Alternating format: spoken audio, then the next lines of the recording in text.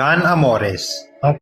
John Amores ang probably one of the most controversial player sa PBA. Dahil sa mga viral videos nito way back 2022 na kung saan inanuntok to ng player ng St. Benil sa NCAA.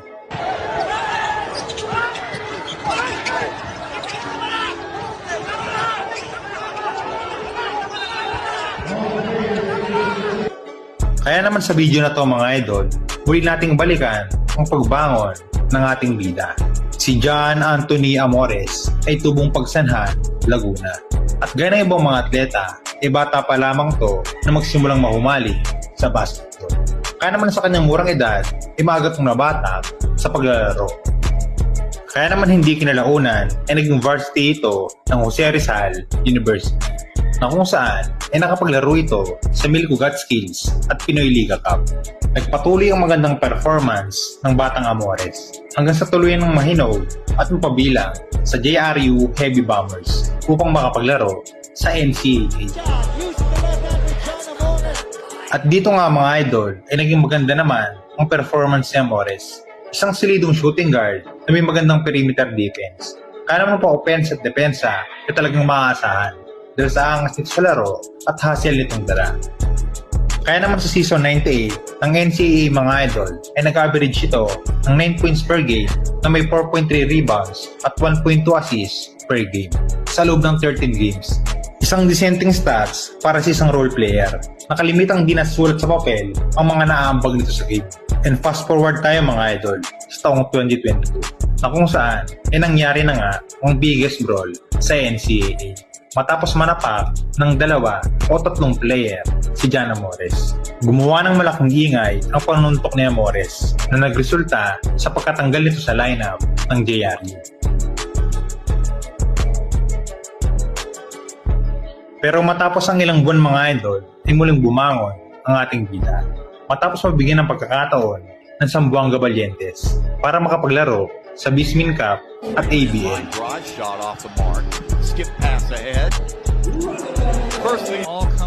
Hanggang sa di kinalaunan ay nagkaroon to ng oportunidad para makapaglaro sa MPBL para naman sa kupunan ng Muntinlupa Cagers. At sa ngayon, matapos ang lahat ng pinagdaanan nito, ito'y tatalon naman sa pinakamalaking liga dito sa Pilipinas na PBA. Kaya naman good luck sa karera mo idol. Lagi mo lang gagalingan.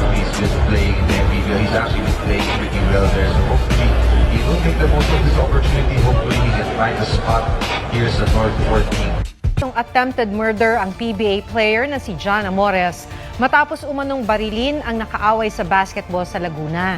Ang ina ng kanilang kaalitan, hindi raw magpapaareglo. May report si Oscar Oida. Imbis sa court, sa kulungan ipinasok ang PBA player na si John Amores matapos umanong barilin ang kaaway sa basketball sa Lumban, Laguna kagabi. Sumuko si Amores dahil may banta na umano sa kanyang buhay. Sumuko rin ang kanyang kapatid na nagmaneho ng motorsiklong sinakyan ni Amores nang maganap ang pamamaril. Sinubukang kunan ng pahayag si Amores. Sir, bakit po nauwi sa pamamaril yung alitan sa basketball? Hingin lang po namin, sir, yung panig nyo. Sir, magbibigay ba kayo ng statement, sir, tungkol doon sa nangyari po ang maril kanina, sir? Hindi natamaan ni Amores ang kanyang binaril, pero galit na galit pa rin na sumugod sa presinto ang kanyang ina. Kayo, basketball lang ang papatayin mo anak ko. Bibigyan ko ng kadalaan yan dahil hambog yan. Ang dami na palang kaso ng demonyong yan eh.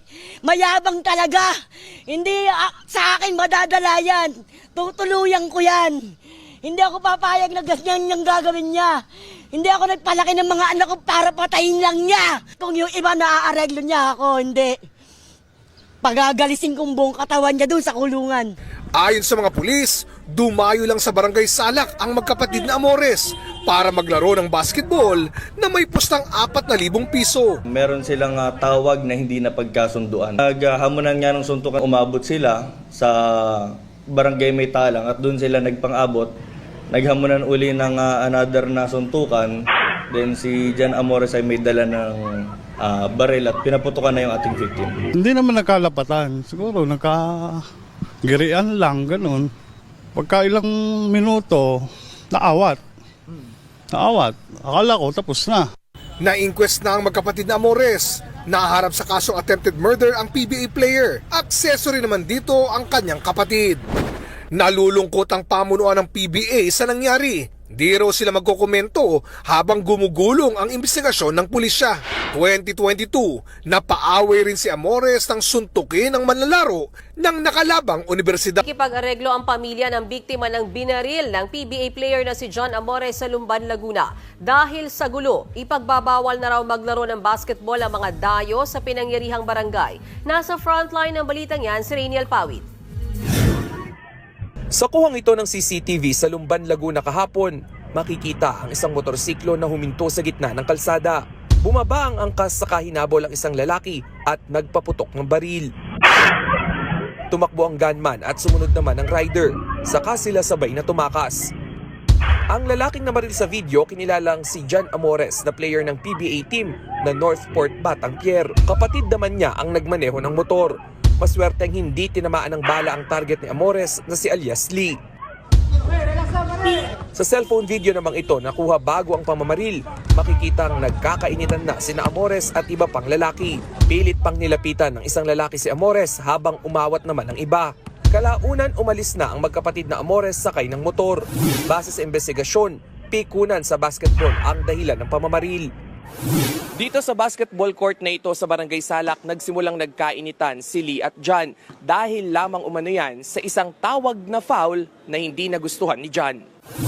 Kwento ng kaibigan ni alias Lee, kakasimula pa lang ng laro, uminit na raw ang ulo ni Amores. Siguro hindi nagkaunawaan, miscommunication para sa isang banda. Ganun. Paano sir nagsimula yung miscommunication? May mga nasabi ba kung salita na hindi nagustuhan? Yung mga konting trash talk lang, gano'n. Sa loob lang ng court. Sa loob lang naman ng court yun. 2,900 pesos daw ang pusta sa laban. Pero hindi niya raw aakalaing aabot sa gulo ang simpleng basketball.